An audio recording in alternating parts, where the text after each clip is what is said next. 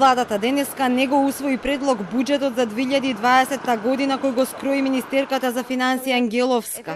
Иако тој досега веќе требаше да биде доставен до пратениците, од владата велат ќе биде усвоен наредната седница. Милиони евра во предизборие најави дека ќе се трошат во 2020 година, но колку ќе тежи државната каса, колку пари ќе се соберат од граѓаните и бизнисот и зашто конкретно се наменети, засега никој не открива. Премиерот Заев вети енормно зголемување на пензиите за наредната година. Дава и 10% раст на платите на просветарите. Им вети зголемени плати на лекарите специјалисти за да се приближат до 100.000 денари месечно. Потоа субвенции за придонесите за раст на платите во приватниот сектор. Уште еден раст на минималната плата до година, која од декември сега пак треба да изнесува 14.500 денари. Уште поголема финансиска поддршка за бизнисот. Пари ќе треба и за уште многу други капитални проекти кои на големо се ветуваат на граѓаните. Опозицијата уште не усвоен го напад на буџетот. Обвинува дека владата доцни и се уште не го доставила до пратениците.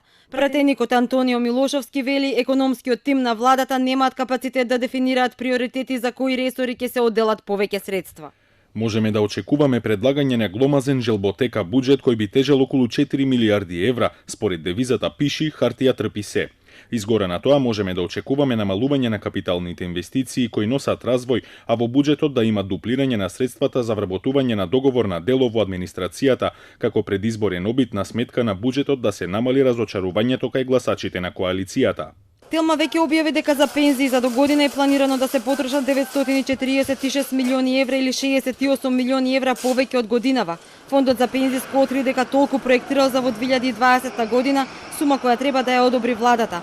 Проекцијата пак е правена врз основа на двете осогласувања направени според трошоците на живот и растот на економијата, но дали и колку ќе чини енормниот раст на пензиите кој го најави премиерот Заев, се уште нема информации.